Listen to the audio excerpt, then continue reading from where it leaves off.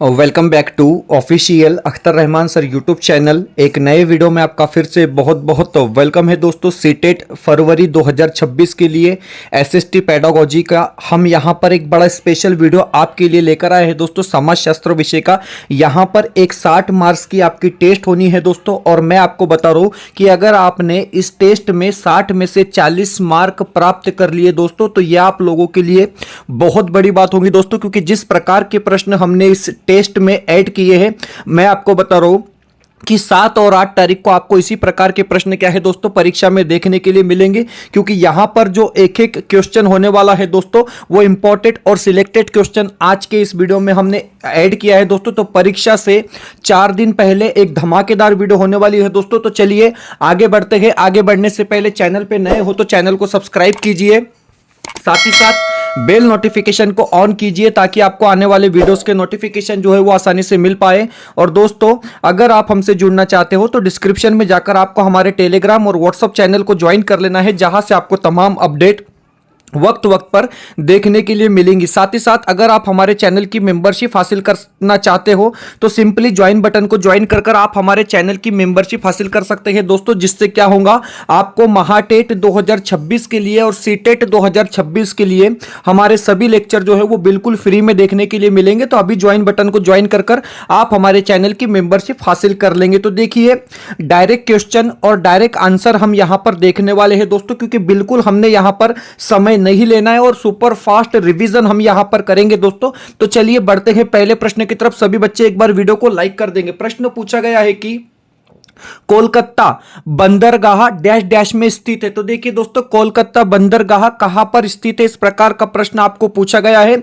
और अगर आप डायरेक्ट आंसर की बात करेंगे तो हुगली नदी क्या होगा दोस्तों, हमारा यहां पर सही विकल्प हो जाएगा। क्योंकि कोलकाता बंदरगाह कहां पर स्थित है, तो हुगली नदी पर स्थित है। मतलब आपका विकल्प बी जो रहेगा वो बिल्कुल यहां पर क्या है, सही आंसर हो जाएगा। उसके बाद बढ़ते हैं दोस्तों अगले प्रश्न की तरफ। प्रश्न नंबर 2। अब देखिए क्वेश्चन नंबर 2 जिस प्रकार पूछा गया है कि भारत ऋग्वेद में वर्णित लोगों का एक समूह था, वे कहां रहते थे, इस प्रकार का प्रश्न आपको पूछा गया है दोस्तों। भरत ऋग्वेद में वर्णित लोगों का एक समूह था, वे कहां रहते थे, इस प्रकार का प्रश्न है। 4 विकल्प आपके सामने है दोस्तों। और सीधे सीधे अगर आप देखेंगे तो उत्तर सी जो रहेगा हमारा, उत्तर और पश्चिम हमारा क्या होगा दोस्तों, सही विकल्प होगा। ऑप्शन सी जो रहेगा आपका वो बिल्कुल यहां पर क्या है दोस्तों, राइट आंसर होने वाला है। चलिए बढ़ते हैं प्रश्न नंबर 3 की तरफ। अब देखिए तीसरा प्रश्न जिस प्रकार पूछा गया है दोस्तों, जैविक खेती में। अब देखिए जैविक खेती के संदर्भ में यहां पर प्रश्न पूछा गया है। 4 विकल्प आपको आपकी स्क्रीन पर दिए गए दोस्तों। एनसीईआरटी से ये 60 प्रश्न लिए हैं। मैं आपको बता रहा हूं कि परीक्षा की दृष्टिकोण से बहुत ज्यादा महत्वपूर्ण प्रत्येक प्रश्न यहां पर होने वाला है। तो देखिए, अगर आप बात करेंगे दोस्तों जैविक खेती की, तो प्राकृतिक खाद और कीटनाशकों का उपयोग किया जाता है। मतलब आपका विकल्प बी क्या रहेगा, यहां पर सही आंसर होगा। ऑप्शन बी जो रहेगा दोस्तों वो बिल्कुल आपका क्या है, राइट आंसर यहां पर होने वाला है। बढ़ते हैं अगले प्रश्न की तरफ।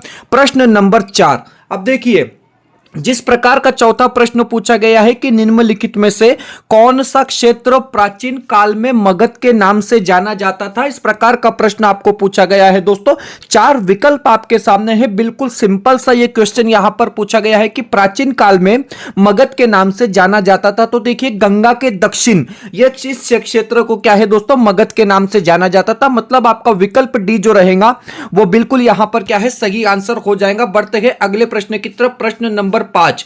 अब 5वां जो प्रश्न है वो आपको पूछा गया है दोस्तों। बिल्कुल इस प्रकार का प्रश्न आपको पूछा गया है कि कुछ क्षेत्रों में लोग लगभग 8000 साल पहले गांवों में रहने लगे, निम्नलिखित में से कौन इन क्षेत्रों में से थे, इस प्रकार का प्रश्न है। तो देखिए सुलेमान और किरथर पहाड़ियां आपका यहां पर क्या है दोस्तों, सही विकल्प हो जाएगा। एनसीईआरटी कक्षा 6 की पुस्तक में अगर आप देखेंगे तो आपका इसको उत्तर यह है दोस्तों वो देखने के लिए मिलेगा। चलिए बढ़ते हैं अगले प्रश्न की तरफ। प्रश्न नंबर 7। अब देखिए 7वां जो प्रश्न है वो इस प्रकार का प्रश्न पूछा गया है कि एसएसटी पेडागोजी को लेकर यहां पर यह प्रश्न पूछा गया है कि उच्च प्राथमिक स्तर पर सामाजिक विज्ञान की कक्षा में लैंगिक भूमिकाओं के बारे में बात करने के लिए छात्रों को प्रोत्साहित करने के लिए निम्नलिखित में से सबसे अच्छी विधि को चुनिए। इस प्रकार का प्रश्न आपको पूछा गया है दोस्तों। 4 विकल्प आपके सामने है। यहां पर प्रत्येक प्रश्न जो होने वाला है वो परीक्षा के दृष्टिकोण से बहुत ज्यादा इंपॉर्टेंट होगा दोस्तों। और 60 में से अगर आप इस वीडियो में 40 मार्क्स हासिल कर लेते हैं तो मैं आपको बताऊंगा दोस्तों कि आप बहुत बहुत बेहतर तरफ जा रहे हैं। तो देखिए यहां पर जो ऑप्शन होगा दोस्तों वो होगा अनुभवों पर निर्देशित चर्चा। मतलब आपका विकल्प 1 जो रहेगा वो यहां पर क्या है दोस्तों सही हो जाएगा। ऑप्शन 1 जो रहेगा वो बिल्कुल आपका क्या है दोस्तों राइट आंसर रहेगा। जितने बच्चे यहां पर आ चुके हैं दोस्तों वो वीडियो को प्लीज लाइक करेंगे क्योंकि बहुत ज्यादा समय लगता है दोस्तों 60 क्वेश्चन बनाने के लिए। तो वीडियो को लाइक कर लेंगे और चैनल को सब्सक्राइब कर लेंगे। अगला जो प्रश्न है वो पूछा गया है विनय पिटक किससे संबंधित पुस्तक है। अब देखिए विनय पिटक किससे संबंधित पुस्तक है। इस प्रकार का प्रश्न आपको पूछा गया है। 4 विकल्प आपको दिए गए हैं। संस्कृत व्याकरण, महावीर के उपदेश, जोरोस्टर के विचार या फिर बौद्ध संघ के नियम। तो देखिए दोस्तों यहां पर विनय पिटक जो है वो बौद्ध संघ के नियमों से संबंधित है। मतलब आपका विकल्प डी क्या होगा। तो विकल्प डी आपका जो है दोस्तों वो बिल्कुल यहां पर क्या है राइट आंसर होने वाला है।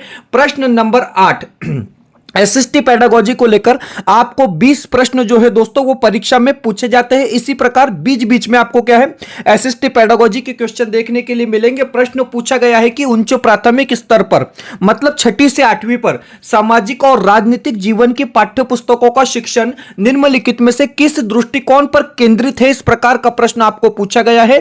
4 विकल्प आपके सामने यहां पर दिए गए दोस्तों। तो देखिए अगर आप बात करोगे कि सही विकल्प क्या होगा तो वास्तविक जीवन स्थितियों के माध्यम से सीखना। मतलब आपका विकल्प 1 जो रहेगा दोस्तों वो बिल्कुल यहां पर क्या है सही आंसर होगा। ऑप्शन 1 जो रहेगा आपका वो बिल्कुल राइट आंसर यहां पर क्या है होने वाला है। प्रश्न नंबर 9 अब देखिए प्रश्न नंबर 9 पूछा गया कि स्थानांतरित कृषि को मिल्पा के नाम से डैश डैश में जाना जाता है। तो देखिए दोस्तों स्थानांतरित कृषि को मिल्पा के नाम से कहा जाना जाता है। इस प्रकार का प्रश्न आपको पूछा गया है। 4 विकल्प आपके सामने दिए गए हैं। तो देखिए मैक्सिको आपका विकल्प सी जो रहेगा दोस्तों वो सही आंसर होगा क्योंकि मिल्पा के नाम से कहा जाना जाता है तो मैक्सिको में जाना जाता है। विकल्प सी जो रहेगा आपका वो बिल्कुल यहां पर क्या है सटीक आंसर हो जाएगा। चलिए प्रश्न नंबर 10 अब देखिए 10वां जो प्रश्न है दोस्तों वो इस प्रकार पूछा गया है कि निम्नलिखित में से कौन सा तिब्बती राष्ट्रीय महाकाव्य है। इस प्रकार का आपको प्रश्न पूछा गया है।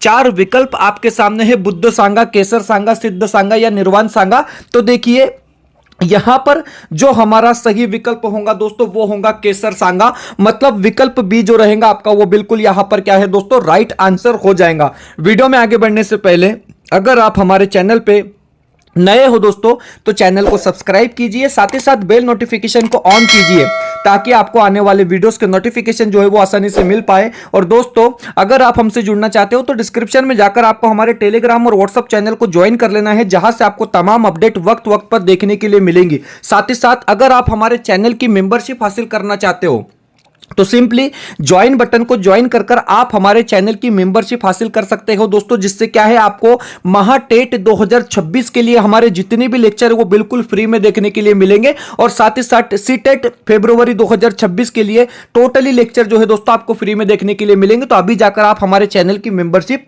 हासिल कर सकते हैं। हम बढ़ते हैं अगले प्रश्न की तरफ। प्रश्न नंबर 11 वीडियो को लाइक कर देंगे दोस्तों। जितने बच्चे जुड़ चुके हैं वो वीडियो को प्लीज लाइक कर देंगे। यहां पर जो प्रश्न पूछा गया है कि निम्नलिखित में से कौन सी सामग्री को वृत्त आलेख में सबसे अच्छा दर्शाया जा सकता है। इस प्रकार का प्रश्न है दोस्तों। थोड़ा सा डिफिकल्ट ये क्वेश्चन आप लोगों के लिए हो सकता है। 4 विकल्प आपके सामने हैं और देखिए सही विकल्प की अगर आप बात करेंगे तो जल निकायों का वितरण। मतलब आपका विकल्प बी क्या रहेगा दोस्तों यहां पर सही आंसर होगा। ऑप्शन बी जो होगा वो बिल्कुल आपका क्या है राइट आंसर होगा दोस्तों। 9 मिनट में हमने 11 प्रश्न यहां पर पूरे कर लिए। बिल्कुल सुपर फास्ट तरीके से हम क्या है दोस्तों यहां पर प्रश्न और उसके आंसर देख रहे हैं। चलिए अच्छा प्रश्न है। और इस प्रकार के मैक्सिमम क्वेश्चन क्या है दोस्तों, आपको एसएसटी पेडागोजी में अब इस बार देखने के लिए मिलेंगे। यहां पर प्रश्न है कि भारत में उच्च न्यायालयों के बारे में निम्नलिखित दो कथनों पर विचार कीजिए। इस प्रकार का प्रश्न आपको पूछा गया है दोस्तों। तो देखिए, पहला जो कथन है, हमने दो अलग अलग रंग में इसको रंग दिया है कि उच्च न्यायालय राज्य सरकारों के अधीन होते हैं और उनकी ओर से कार्य करते हैं। इस प्रकार जो है दोस्तों पहला विधान यहां पर दिया गया है, जो टोटली गलत है। उसके बाद विकल्प बी दिया गया है कि उच्च न्यायालय के सभी न्यायाधीशों को नियुक्ति राज्य के मुख्यमंत्रियों के परामर्श से की जाती है। तो यह भी आपका क्या है दोस्तों, गलत दिया गया है। मतलब ए और बी दोनों क्या है, तो असत्य है। मतलब आपका विकल्प एक क्या रहेगा दोस्तों, यहां पर बिल्कुल सही आंसर होगा। ऑप्शन एक जो रहेगा वो बिल्कुल आपका क्या है दोस्तों, यहां पर राइट आंसर होने वाला है। प्रश्न नंबर 13वां प्रश्न पूछा गया है कि एक शिक्षक को लगता कि उच्च प्राथमिक स्तर पर काफी विषय वस्तु भार है। इस समस्या के समाधान के लिए निम्नलिखित विकल्पों में से सर्वोत्तम उपाय सुझाइए। आपने थोड़ा प्रश्नों पर फोकस करना है दोस्तों, क्वेश्चन को ध्यान से पढ़ना है, क्योंकि अगर आपने क्वेश्चन समझ लिया तो मैं आपको बता रहा हूं दोस्तों कि आपको तुरंत क्या है, आंसर मिल जाएगा। 4 विकल्प आपके सामने हैं। और अगर आप बात करेंगे कि ऐसे विषयों का विकास करें जो अनुशासनात्मक सीमाओं के पार कई अवधारणाओं को सिखा सके, तो आपका विकल्प डी जो रहेगा दोस्तों वो यहां पर सही रहेगा। एसएसटी पेडागोजी को लेकर यह प्रश्न यहां पर क्या है, पूछा गया था। चलिए अगले प्रश्न की तरफ बढ़ते हैं। प्रश्न नंबर 14 आपको पूछा गया है दोस्तों कि भारतीय संविधान के किस अनुच्छेद का उल्लंघन किया जा रहा है। तो इस प्रकार का प्रश्न आपको पूछा गया है और ऑप्शन नंबर बी अनुच्छेद 15 का उल्लंघन किया जा रहा है दोस्तों। मतलब आपका विकल्प बी जो रहेगा वो क्या होगा, यहां पर सही आंसर होगा। भारतीय संविधान के अनुच्छेद 15 का उल्लंघन किया जा रहा है। इसमें कहा गया है कि कोई भी नागरिक केवल धर्म, नस्ल, जाति, लिंग, जन्म स्थान या इनमें से किसी के आधार पर किसी भी अक्षमता, दायित्व, प्रतिबंध या शर्त के अधीन नहीं होगा। इस प्रकार का क्या है, स्पष्टीकरण भी आप देख सकते हैं। चलिए बढ़ते हैं अगले प्रश्न की तरफ। प्रश्न नंबर 15। अब देखिए 15वां जो प्रश्न है वो आपकी स्क्रीन पर है। इस प्रकार का प्रश्न पूछा गया है कि विकलांगता अधिनियम 1995 के किस प्रावधान का विद्यालय पालन नहीं कर रहा है। इस प्रकार का प्रश्न आपको पूछा गया है। 4 विकल्प आपके सामने हैं। और अगर आप देखेंगे दोस्तों कि रैंप के साथ सार्वजनिक स्थानों और इमारतों तक सुरक्षित पहुंच, यह आपका क्या है, यहां पर सही विकल्प होगा, क्योंकि इसका पालन नहीं हो रहा है। ऑप्शन सी जो रहेगा दोस्तों वो आपका बिल्कुल यहां पर क्या है, राइट आंसर हो जाएगा। प्रश्न नंबर 16। अब देखिए क्वेश्चन नंबर 16 जिस प्रकार पूछा गया है कि वात दिग्दर्शी का उपयोग डैश डैश मापने के लिए किया जाता है। इस प्रकार का प्रश्न आपको पूछा गया है दोस्तों। तो देखिए वात दिग्दर्शी का उपयोग जो है दोस्तों वो वायु दिशा मापने के लिए किया जाता है। मतलब विकल्प सी आपका क्या रहेगा, सही आंसर होगा। ऑप्शन सी जो रहेगा दोस्तों वो बिल्कुल आपका क्या है, राइट आंसर यहां पर होने वाला है, क्योंकि सुपर फास्ट तरीके से हम यहां पर दोस्तों परीक्षा से 4 दिन पहले 60 सिलेक्टेड क्वेश्चन देख रहे हैं दोस्तों। टोटली क्वेश्चन एनसीईआरटी से लिए गए हैं। आपके सामने जो 17वां प्रश्न है वो इस प्रकार पूछा गया है कि वायुमंडल की निम्नलिखित में से कौन सी परत रेडियो तरंगों को संरचन में सहायता करती है। दोस्तों मैं आपको बता रहा हूं मोस्ट आईएमपी ये क्वेश्चन है, क्योंकि कई बार परीक्षा में पूछा जा चुका है। तो देखिए बाह्य वायुमंडल जो रहेगा दोस्तों आपका ये सही आंसर होगा। ऑप्शन सी जो रहेगा आपका वो बिल्कुल यहां पर क्या है, राइट आंसर होने वाला है। चलिए बढ़ते हैं प्रश्न नंबर 18 की तरफ।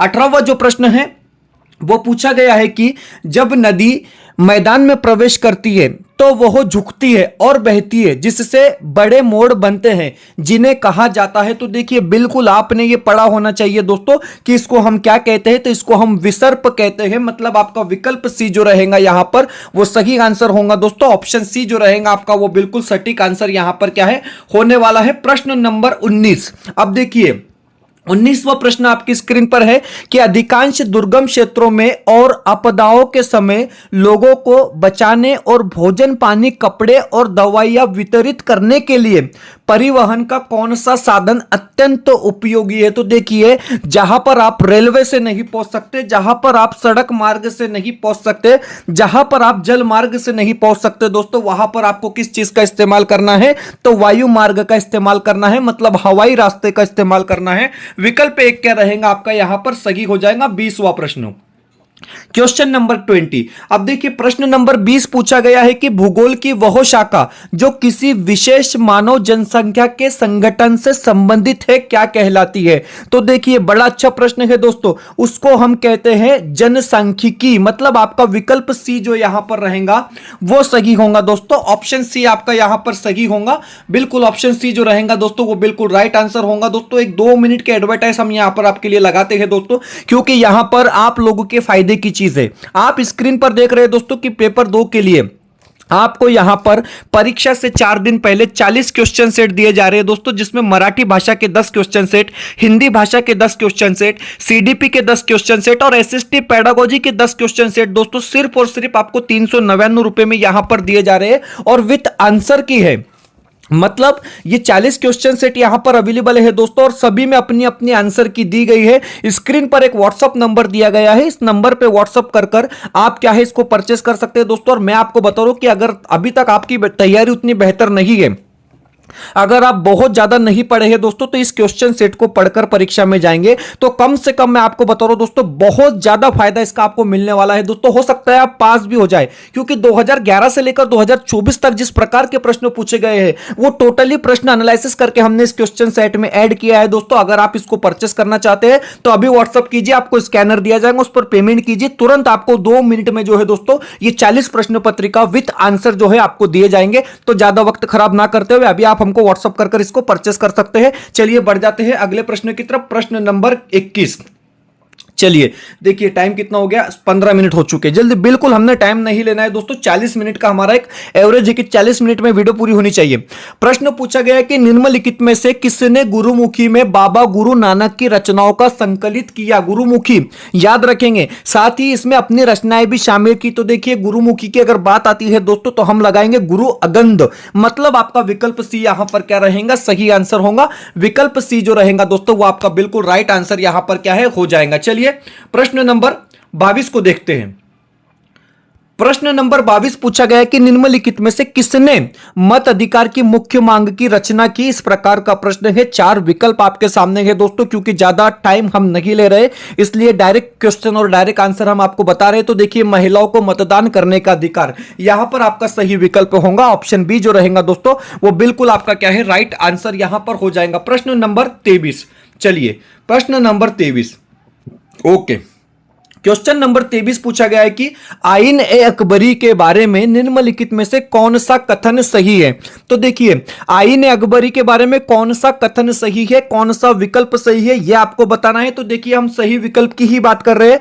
तो इसमें अकबर के प्रशासन के विविध पहलुओं के बारे में समृद्ध सांख्यिकीय विवरण है। मतलब आपका विकल्प एक ही यहां पर क्या है दोस्तों सही हो जाएगा। ऑप्शन 1 जो रहेगा आपका वो बिल्कुल राइट आंसर यहां पर क्या है होने वाला है। प्रश्न नंबर 24। चलिए क्वेश्चन नंबर 24 पूछा गया कि शेल्टर बेल्ट मदद करते हैं। अब देखिए शेल्टर बेल्ट किस चीज को शेल्टर बेल्ट किस चीज को मदद करते हैं। तो मिट्टी के आवरण की रक्षा के लिए हवा की गति की जांच करने में मदद करते हैं। विकल्प बी जो रहेगा दोस्तों वो बिल्कुल आपका क्या है राइट आंसर होगा। ऑप्शन बी जो रहेगा आपका बिल्कुल सटीक आंसर यहां पर क्या है होने वाला है। प्रश्न नंबर 25 देखिए क्वेश्चन नंबर 25 पूछा गया कि कुछ और कारणों पर चर्चा करते हैं जो भूमि उपयोग पैटर्न में बदलाव के लिए जिम्मेदार है। उपरोक्त प्रश्न के संदर्भ में एक सामाजिक विज्ञान शिक्षक के रूप में आप छात्रों के कौशल का आकलन कर रहे होंगे। इस प्रकार का प्रश्न है दोस्तों, आपको इसको कहते हैं हम असिस्टिव पेडागोजी, क्योंकि पेडागोजी में इसी प्रकार के प्रश्न आपको देखने के लिए मिलेंगे। और परिकल्पनात्मक यहां पर क्या रहेगा हमारा सही जवाब रहेगा ऑप्शन 1 जो रहेगा दोस्तों वो बिल्कुल आपका क्या है यहां पर राइट आंसर होने वाला है। प्रश्न नंबर 26। अब देखिए क्वेश्चन नंबर 26 पूछा गया है कि नई दिल्ली की वास्तुकला पर एक चर्चा में एक शिक्षक को निम्नलिखित पर चर्चा करने पर ध्यान देना चाहिए। अब बात कर रहे हैं नई दिल्ली की वास्तुकला की, तो किस चीज पर ध्यान देना चाहिए। तो देखिए अगर आप बात करेंगे कैसे इसने ब्रिटिश महत्व पर जोर दिया और विस्मय की भावना उत्पन्न की। मतलब आपका विकल्प बी जो रहेगा दोस्तों वो यहां पर क्या है सही आंसर हो जाएगा। ऑप्शन बी जो रहेगा वो बिल्कुल आपका क्या है राइट आंसर यहां पर रहने वाला है। प्रश्न नंबर 27 थोड़ा स्टेटमेंट टाइप का ये क्वेश्चन है। प्रश्न नंबर 27 अगर आप देखेंगे दोस्तों तो आपको प्रश्न पूछा गया है कि निम्नलिखित में से कौन सी नीति सामाजिक न्याय को बढ़ावा देती है? अब देखिए सामाजिक न्याय को कौन सी नीति बढ़ावा देती है? सूचीबद्ध दलित उम्मीदवारों के लिए सरकारी रोजगार में सीटों का आरक्षण, सही है, पहला विकल्प आपका सही हो गया। न्यूनतम मजदूरी अधिनियम लागू करना, दूसरा भी आपका क्या है दोस्तों विकल्प सही हो गया। तो ऑप्शन 1 और 2 दोनों यहां पर क्या है सही है, मतलब आपके विकल्प ए और बी दोनों यहां पर क्या है दोस्तों वो सही आंसर होने वाला है। चलिए प्रश्न नंबर 28 की तरफ। 28वां प्रश्न पूछा गया है कि निम्नलिखित में से वह विवरण चुनिए जो विविधता का सबसे अच्छा प्रतिनिधित्व करता है। इस प्रकार का प्रश्न आपको पूछा गया है। 4 विकल्प आपकी स्क्रीन पर है दोस्तों, और सही आंसर की अगर आप बात करेंगे, यह लोगों के बीच मतभेदों को स्वीकार करता है, मतलब आपका विकल्प 1 जो रहेगा वो यहां पर क्या है सही आंसर होगा। ऑप्शन 1 जो रहेगा दोस्तों वो बिल्कुल आपका क्या है राइट आंसर यहां पर हो जाएगा। अगला प्रश्न, प्रश्न नंबर 29वां प्रश्न पूछा गया कि भारत में लोकतंत्र के संदर्भ में निम्नलिखित में से कौन सा कथन असत्य है? अब देखिए लोकतंत्र के संदर्भ में कौन सा कथन असत्य है? तो देखिए यहां पर असत्य कथन की हम सिर्फ बात करेंगे, क्योंकि यहां पर आपको बताया गया है कि स्वतंत्रता के बाद पहला आम चुनाव 1950 में हुआ था। तो यह गलत है दोस्तों, क्योंकि स्वतंत्र के बाद पहला जो आम चुनाव हुआ था दोस्तों वो 1951-52 में हुआ था, मतलब आपका विकल्प बी जो है वो यहां पर गलत दिया गया है। कुछ यहां पर हम नोट्स भी देख लेंगे। आप देख सकते हैं कि 1951-52 का भारतीय आम चुनाव जो 25 अक्टूबर 1951 से 21 फरवरी 1952 तक चला, लोकसभा का पहला चुनाव था। इस प्रकार यह कथन कि स्वतंत्र के बाद पहला आम चुनाव 1950 में हुआ था भारत में लोकतंत्र के संदर्भ में असत्य माना जाएगा, मतलब आपका विकल्प जो यहां पर बी गया बताया गया दोस्तों वो सही आंसर हो जाएगा। प्रश्न नंबर 30। अब देखिए प्रश्न नंबर 30 पूछा गया कि भूकंप पर चर्चा करते समय शिक्षार्थियों के बीच व्यावहारिक कौशल विकसित करने के लिए शिक्षक को ध्यान देना चाहिए। किस बात पर ध्यान देना चाहिए? तो देखिए भूकंपों के दौरान सावधानियों पर, मतलब आपका विकल्प डी जो रहेगा यहां पर वो सही आंसर होगा। दोस्तों वीडियो में आगे बढ़ने से पहले चैनल पे नए हो तो चैनल को सब्सक्राइब कीजिए, साथ ही साथ बेल नोटिफिकेशन को ऑन कीजिए। दोस्तों ज्यादा से ज्यादा बच्चों तक आपने इस वीडियो को शेयर करनी है, क्योंकि सभी बच्चों का अगर आप फायदा चाहते हैं दोस्तों, क्योंकि बहुत ज्यादा इंपॉर्टेंट क्वेश्चन हमने आज के इस वीडियो में ऐड किए है दोस्तों, तो वीडियो को ज्यादा से ज्यादा शेयर करेंगे, वीडियो को लाइक करेंगे दोस्तों, और चैनल को सब्सक्राइब करेंगे। हम बढ़ते हैं प्रश्न नंबर 31 की तरफ, और बिल्कुल ज्यादा वक्त नहीं लिया जा रहा है दोस्तों। इसी वीडियो को मैं 2 घंटे भी चला सकता हूं, लेकिन आप लोगों का ध्यान हमने रखना है, इसलिए बिल्कुल जल्दी जल्दी क्या है दोस्तों हम यहां पर क्वेश्चन आंसर कर रहे हैं। प्रश्न पूछा गया है कि संविधान की समवर्ती सूची किस लिए बनाई गई थी? आप देखते हैं कि 20 क्वेश्चन में लोग 2-2 घंटे ले लेते हैं दोस्तों, यहां 60 क्वेश्चन आपको 40 मिनट में दिए जा रहे हैं, बहुत बड़ी बात है। संविधान की समवर्ती सूची किस लिए बनाई गई थी? तो देखिए यहां पर विकल्प केंद्र और राज्यों के बीच संयुक्त जिम्मेदारी सुनिश्चित करने के लिए आपका विकल्प सी जो रहेगा दोस्तों वो यहां पर क्या होगा सही आंसर होगा। ऑप्शन सी जो रहेगा वो बिल्कुल आपका राइट विकल्प यहां पर होने वाला है। प्रश्न पूछा गया है कि निम्नलिखित में से किसके अपरदन के कारण मशरूम चट्टानों का निर्माण हुआ है? इस प्रकार का प्रश्न आपको पूछा गया है। 4 विकल्प आपके सामने हैं, नदियों, समुद्र लहरें, बर्फ या हिमनद, फिर पवन। 4 ऑप्शन आपको दिए गए हैं, और यहां पर पवन क्या रहेगा दोस्तों हमारा सही विकल्प होगा। ऑप्शन डी जो रहेगा वो आपका बिल्कुल राइट आंसर होने वाला है दोस्तों। सिर्फ 40 मार्क्स की पासिंग हमने यहां पर आपकी रखी है दोस्तों, कम से कम इतने मार्क्स तो आपको 60 में से मिलने चाहिए। परीक्षा से 4 दिन पहले इतने तो मिलने चाहिए दोस्तों अगर आपको पास होना है तो देखिए यहां पर पूछा गया कि गुलामगिरी नामक ग्रंथ किसने लिखा था? बिल्कुल सिंपल सी बात है कि ज्योतिराव फूले ने लिखा था। तो ज्यादा वक्त नहीं लेंगे, अगले प्रश्न की तरफ बढ़ेंगे। ऑप्शन 1 जो रहेगा दोस्तों वो हमारा यहां पर क्या है सही आंसर हो जाएगा। चलिए प्रश्न नंबर 34वां प्रश्न है। अब देखिए प्रश्न नंबर 34 क्या पूछा गया कि मुगलों द्वारा रैंक, वेतन और सैन्य जिम्मेदारियों को तय करने के लिए इस्तेमाल की जाने वाली ग्रेडिंग प्रणाली को किस रूप में जाना जाता था? बिल्कुल बढ़िया क्वेश्चन है दोस्तों, बहुत ज्यादा उम्दा क्वेश्चन आपके लिए यहां पर यह होने वाला है, और इसको हम कहते थे मनसबदारी प्रणाली। मतलब आपका विकल्प ए जो रहेगा वो बिल्कुल यहां पर क्या है दोस्तों राइट आंसर होगा। विकल्प ए जो रहेगा आपका बिल्कुल सटीक आंसर यहां पर क्या है होने वाला है। चलिए मिल्पा फिर से एक बार आ गया। हमने कहा कि मैक्सिको में लोग तो मिल्का कहते हैं, मिल्पा, रोका, लडांग, इनके किसके अलग अलग नाम है? तो देखिए मैंने आपको बताया मिल्पा वाला क्वेश्चन 90 नंबर पे हुआ था कि हम क्या कहते हैं दोस्तों, स्थानांतरित खेती को मिल्पा भी कहते हैं। तो आपका विकल्प बी यहां पर सही हो जाएगा। ऑप्शन बी जो रहेगा दोस्तों आपका, वो बिल्कुल यहां पर क्या है, राइट आंसर हो जाएगा। चलिए अगला जो प्रश्न है दोस्तों, इसको एक ही स्क्रीन पर हम ले लेते हैं, थोड़ा छोटा कर प्रश्न क्या पूछा गया है। प्रश्न देखेंगे कि मतदान का अधिकार को देकर भारत का संविधान स्थापित करता है। तो देखिए मतदान के अधिकार को देकर भारत का संविधान स्थापित क्या करता है दोस्तों, सामाजिक लोकतंत्र या फिर राजनीतिक लोकतंत्र या दोनों? तो देखिए मतदान का अधिकार देकर भारत का संविधान स्थापित करता है राजनीतिक लोकतंत्र, मतलब आपका विकल्प बी जो रहेगा दोस्तों वो यहां पर सही होगा, मतलब ऑप्शन बी आपका क्या है, यहां पर सही हो जाएगा। चलिए बढ़ते हैं अगले प्रश्न की तरफ, प्रश्न नंबर 37। अब देखिए 37वां प्रश्न है। 37वां प्रश्न आपकी स्क्रीन पर है दोस्तों, और 4 विकल्प इसके भी यहां पर अलग अलग आपको दिए गए हैं कि हजारों वर्षों पहले लोग रेशम मार्ग से यात्रा करते थे। सभी को पता है कि हजारों वर्ष पहले लोग रेशम मार्ग से यात्रा करते थे।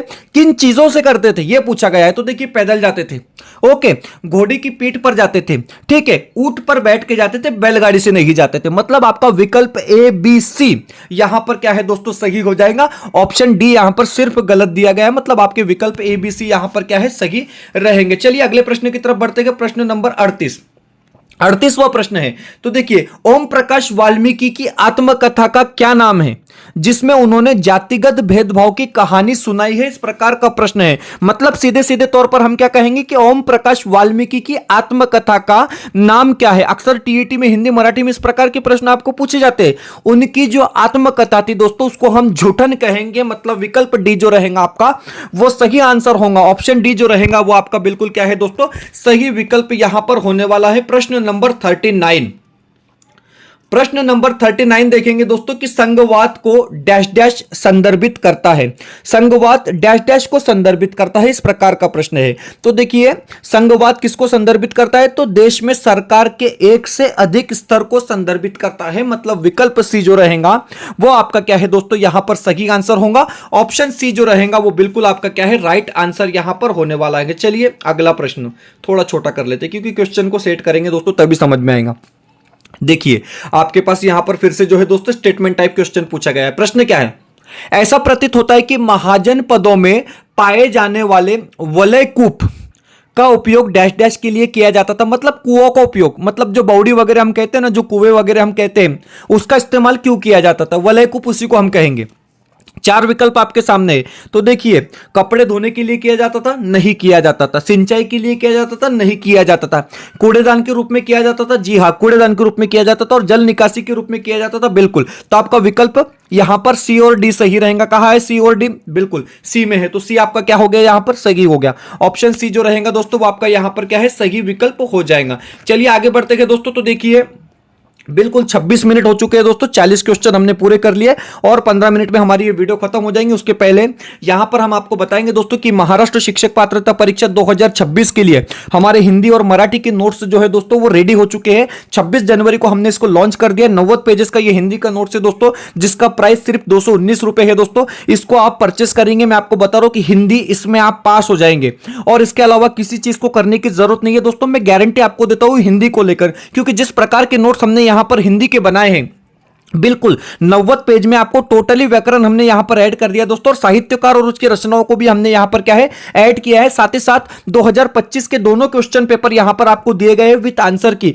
219 रुपए में आप हिंदी पास होंगे दोस्तों, इस बात की मैं आपको गारंटी देता हूं दोस्तों, क्योंकि ज्यादा वक्त नहीं है। वरना इस किताब के बारे में, इस नोट्स के बारे में जितनी तारीफ की जाए उतनी कम है दोस्तों, क्योंकि इस प्रकार का ये नोट्स हमने आपको बनाया है दोस्तों कि इसको पढ़ने के बाद एक भी बच्चा जो है वो 25 के नीचे नहीं आएगा हिंदी में, इस बात की मैं गारंटी देता हूं दोस्तों। तो फटाफट जो है इसको परचेस कर आप क्या है अपनी पढ़ाई जो है शुरू करेंगे। अप्रैल मई में आपकी परीक्षा जो है वो लगने वाली है टीईटी की। तो चलिए ज्यादा वक्त नहीं है, थोड़ा आगे बढ़ते हैं दोस्तों, फिर कभी इसके बारे में हम बात कर लेंगे। आप इसको परचेस कर सकते हैं। प्रश्न नंबर 41, प्रश्न नंबर 41 पूछा गया है कि राम मोहन राय ने अपने लेखन कार्य में तर्क दिया और समझाया कि सती को कोई स्वीकृति नहीं थी, क्योंकि इस प्रकार का प्रश्न है। थोड़ा प्रश्नों को आप पढ़ लेंगे, समझ लेंगे, क्योंकि प्राचीन पवित्र ग्रंथों ने इसका समर्थन नहीं किया। प्राचीन पवित्र ग्रंथों ने क्या है दोस्तों, इसका समर्थन नहीं किया।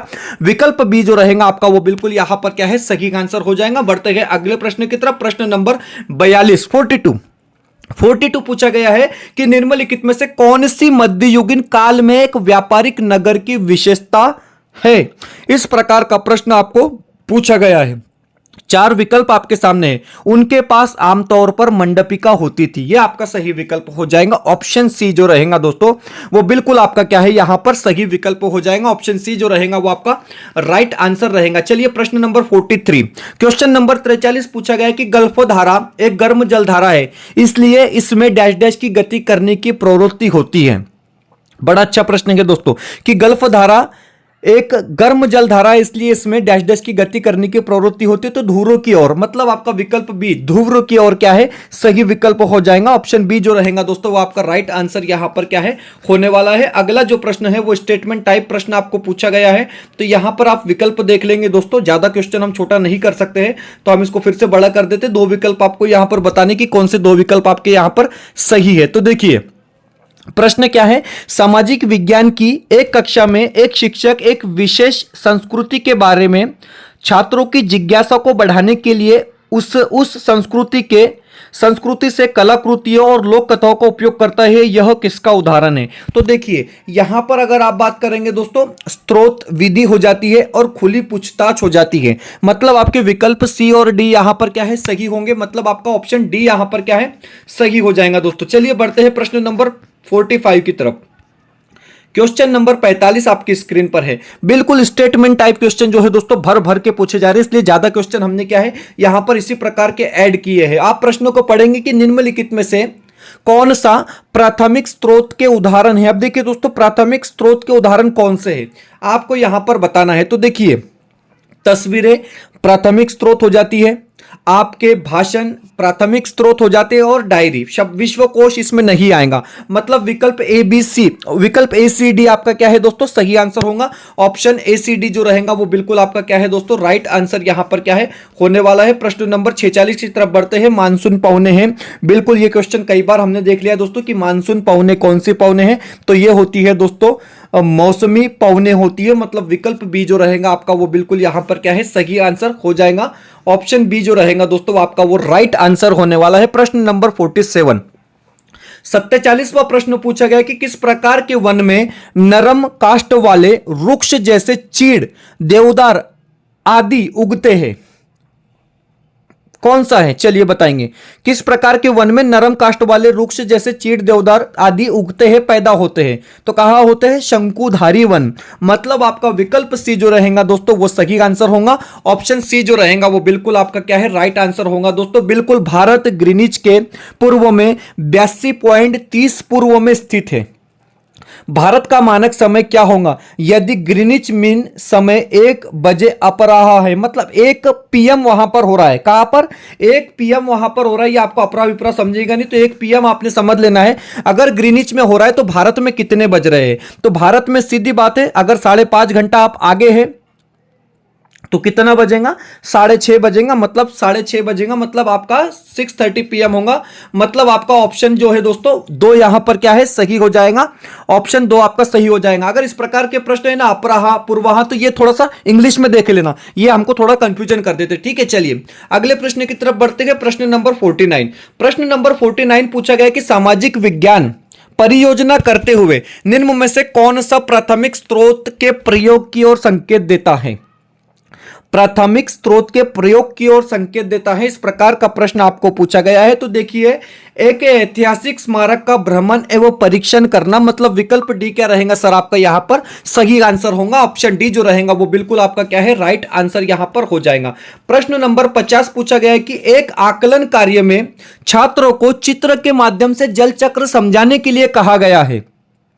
इस कार्य के माध्यम से छात्रों के ज्ञान या समझ के निम्नलिखित में से कौन से पहलू का आकलन नहीं किया जा सकता। इस प्रकार का प्रश्न आपका पूछा गया है दोस्तों। तो देखिए जल चक्र के 4 मुख्य चरण, इसका आकलन किया जाएगा। वर्षा और संघनन के बीच अंतर, इसका भी आकलन होगा। पानी किस प्रकार लगातार अपना रूप बदलता है, इसका भी आकलन होगा दोस्तों। लेकिन ऑप्शन डी का आकलन नहीं होगा कि मीठे पानी का स्रोत, ये यहां पर नहीं होगा। तो मतलब आपका विकल्प डी जो रहेगा दोस्तों वो बिल्कुल सही रहेगा। वीडियो में आगे बढ़ने से पहले अगर आप हमारे चैनल पे नए हो तो चैनल को सब्सक्राइब कीजिए, साथ ही साथ बेल नोटिफिकेशन को ऑन कीजिए ताकि आपको आने वाले वीडियोस के नोटिफिकेशन जो है दोस्तों वो आसानी से मिल पाए। क्योंकि जिस प्रकार की वीडियो आप देख रहे हैं दोस्तों, मैं आपको बता रहा हूं परीक्षा से 4 दिन पहले ये बहुत गजब की वीडियो आप लोगों के लिए होने वाली है। प्रश्न नंबर 48 पूछा गया कि मंडप था। अब देखिए मंडप क्या था, अगर आपने एनसीईआरटी पढ़ी है तो तुरंत आपको इसका जवाब मिलेगा कि मंडप क्या था। तो देखिए मंडप क्या था, एक सभागृह जहां लोग इकट्ठा हो सके। मंडप में वैसे भी लोग इकट्ठा होते हैं ना, आप लोगों को पता है शादी ब्याह में, तो यहां पर वही समझ के जवाब लगा देना। विकल्प बी आपका क्या है दोस्तों, सही हो जाएगा। चलिए प्रश्न नंबर 52 की तरफ बढ़ते हैं। थोड़ा सा अलग टाइप का प्रश्न यहां पर आपके सामने आने वाला है। चलिए ये हमने 2 कलर में आपके सामने ला दिया दोस्तों, क्योंकि इस प्रकार के ज्यादा प्रश्न आपको पूछे जा रहे हैं, अभिकथन और कथन। अब देखिए यहां पर क्या प्रश्न है, प्रश्न है कि निम्नलिखित कथनों के आधार पर सही विकल्प का आपको क्या है दोस्तों चयन करना है। तो देखिए पहला अभिकथन क्या है, बहादुर शाह जफर द्वारा विद्रोहियों को दिए गए समर्थन ने लोगों और शासन करने वाले परिवारों पर सकारात्मक असर डाला। तो सही है, पहला तो सही हो गया। उसके बाद कारण क्या बताया गया कि लोगों ने मुगलों के वैकल्पिक शासन के तौर पर देखा जो ब्रिटिश राज को चुनौती देने में सहायता कर सकते थे। दूसरा भी आपका सही है, व्याख्या भी सही हो रही है, तो पहला विकल्प आपका सही हो जाएगा कि ए और आर दोनों सही है, और आर ए की सही व्याख्या भी यहां पर क्या है दोस्तों तो कर रहा है। चलिए अगले प्रश्न की तरफ बढ़ेंगे। फिर से एक स्टेटमेंट टाइप वाला क्वेश्चन आपके सामने यहां पर आने वाला है, आप देख सकते हैं। इसको भी हम थोड़ा छोटा कर लेंगे दोस्तों। तो देखिए बिल्कुल सारे विकल्प आपके सामने यहां पर आ गए हैं कि निम्नलिखित में से क्या पंचायती राज से संबंधित है। तो देखिए ग्राम सभा है, पंचायत समिति है और आपका जिला परिषद है, लेकिन आपका विधानसभा जो है वो पंचायती राज से यहां पर नहीं है। तो आपके ए सी डी यहां पर सही होंगे। तो कहां है ए सी डी, विकल्प सी में है, मतलब विकल्प सी आपका क्या है यहां पर दोस्तों वो सही आंसर हो जाएगा। चलिए अगले प्रश्न की तरफ बढ़ते हैं। प्रश्न नंबर आपका 54। अब 54वां प्रश्न भी आपका उसी प्रकार का है। चलिए क्वेश्चन नंबर 54 में क्या दिया गया है, तो देखिए प्रश्न पूछा गया कि निम्नलिखित कथनों में से कौन सा सही है। अब देखिए सही कथन का आपको यहां पर चुनाव करना है। जब इतिहासकार ऐतिहासिक पत्रों, मानचित्र एवं ग्रंथों को पढ़ते हैं तो तब उन्हें विभिन्न ऐतिहासिक प्रसंगों के प्रति संवेदनशील होना चाहिए। सही है, पहला सही है। ओके, उसके बाद इतिहास अलग अलग समूहों के लोगों के लिए अलग अलग था, ये भी सही है। बिल्कुल ऑप्शन बी भी सही है, मतलब दोनों विकल्प आपके क्या है सही है, मतलब ए और बी दोनों जो है दोस्तों वो आपके क्या है यहां पर सही विकल्प होने वाले हैं। प्रश्न नंबर 55। चलिए अगले प्रश्न की तरफ बढ़ते हैं दोस्तों। क्वेश्चन नंबर 55 पूछा गया कि सामाजिक विज्ञान की कक्षा में बहु संवेदी दृष्टिकोण से शिक्षार्थियों की भावनाओं और रुचियों को आसानी से प्रोत्साहित किया जा सकता है। इसके लिए शिक्षण का क्या लिखा है यार, शिक्षण का हो गया, थोड़ा मिक्स मिस्टेक है। चलिए इसके लिए शिक्षण का प्रभावी तरीका या शिक्षक का प्रभावी तरीका कौन सा होना चाहिए, इस प्रकार का शिक्षक का प्रभावी तरीका कौन सा होना चाहिए, इस प्रकार का प्रश्न है दोस्तों। तो देखिए ऑडियो वीडियो शिक्षण सहायक सामग्री आपके लिए वहां पर क्या है लाभदायक होंगी। ऑप्शन डी जो रहेगा दोस्तों वो बिल्कुल आपका क्या है राइट आंसर यहां पर क्या है होने वाला है। चलिए अगला प्रश्न देखते हैं दोस्तों। प्रश्न नंबर 56। न्यूनतम वेतन के लिए कानून क्यों बनाया गया है, इस प्रकार का प्रश्न है। आपके लिए 3 विकल्प दिए गए हैं और आपको बताना है कि तीनों सही है, 2 सही है, आपको बताना। चलिए ऑप्शन नीचे दिख रहे हैं आपको, ठीक है। तो यह सुनिश्चित करने के लिए कि मजदूरों को उनकी मजदूरी मेहनत का हिसाब से मेहनता मिले, पहला सही है, पहला सही है। मजदूरों के मालिकों द्वारा शोषित होने से बचाने के लिए, दूसरा भी सही है। मालिकों के मुनाफे को घटाने के लिए, तो तीसरा गलत है, मतलब आपका विकल्प ए और बी सही है, मतलब ऑप्शन 1 जो रहेगा दोस्तों वो सही होगा। ऑप्शन 1 यहां पर क्या है दोस्तों सही रहेगा, बिल्कुल इंपॉर्टेंट। यहां पर हम क्या है 60 प्रश्न देख रहे हैं दोस्तों जो परीक्षा के दृष्टिकोण से बहुत ज्यादा इंपॉर्टेंट है। कॉल सेंटर क्या है, सिंपल सी बात है कि ग्राहकों की कॉल से निपटने वाली केंद्रीकृत कार्यालय को हम कॉल सेंटर कहते हैं। तो विकल्प बी आपका यहां पर क्या है कॉल सेंटर के संदर्भ में सही विकल्प रहेगा दोस्तों। ऑप्शन बी जो रहेगा आपका वो बिल्कुल राइट आंसर यहां पर होने वाला है। चलिए देखिए प्रश्न क्या है, विकल्प भी दिए गए, थोड़ा इसको भी छोटा कर लेंगे 21 में। चलिए ओके। अब देखिए प्रश्न पूछा गया कि निम्न में से अंटार्कटिका में भारत के सब स्टेशन है। अब देखिए अंटार्कटिका में भारत के सब स्टेशन कौन कौन से हैं। मैत्री तो है, सभी को पता है। दक्षिण गंगोत्री भी है, ये भी पता है। भारती भी है, लेकिन अदिति नहीं है। मतलब विकल्प ए बी सी आपका जो है दोस्तों सही आंसर होगा। विकल्प सी यहां पर क्या है आपका सही विकल्प दिया गया है। ऑप्शन सी जो रहेगा आपका वो बिल्कुल यहां पर क्या है राइट आंसर होगा। चलिए अगला जो प्रश्न है वो पूछा गया कि लौह अयस्क के संबंध में प्रिंस चार्ल्स पर्वत अवस्थित है। सीधे सीधे तौर पर प्रश्न क्या है कि प्रिंस चार्ल्स पर्वत कहां पर है।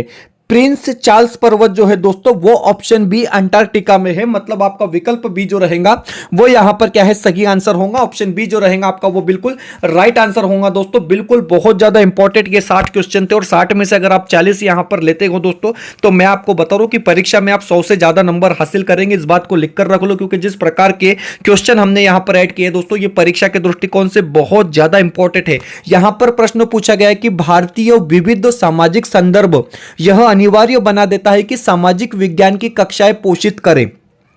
इस प्रकार का प्रश्न है दोस्तों। तो देखिए बहुत समाज के सभी वर्गों के दृष्टिकोण को, तो विकल्प डी जो रहेगा दोस्तों आपका वो सही रहेगा। मैं आपको बता रहा हूं दोस्तों ज्यादा से ज्यादा बच्चों तक इस वीडियो को आप शेयर करेंगे, क्योंकि सभी टीचर्स जो है इस पेपर को दे रहे हैं दोस्तों और उनका बहुत ज्यादा फायदा यहां पर होने वाला है। क्योंकि जिस प्रकार के प्रश्न हमने यहां पर ऐड किए दोस्तों ये परीक्षा के दृष्टिकोण से बहुत ज्यादा इंपॉर्टेंट है, क्योंकि 60 प्रश्न लगातार यहां पर दिखाना दोस्तों। और सिर्फ हमने देखिए यहां पर आप देखेंगे तो 39 मिनट में इसको फिनिश कर दिया है। मतलब अपने आप में एक बड़ी बात होती है दोस्तों। और महाटेट के लिए अगर आप मराठी के नोट्स हासिल करना चाहते हो तो आपको जो है दोस्तों स्क्रीन पर पूरी इंफॉर्मेशन दिख रही है। इस नोट्स को आप क्या है दोस्तों अभी परचेस कर सकते हैं। 199 रुपए में आपको महाटेट 2026 का अपडेट मराठी का अपडेट नोट्स मिलने वाला है दोस्तों।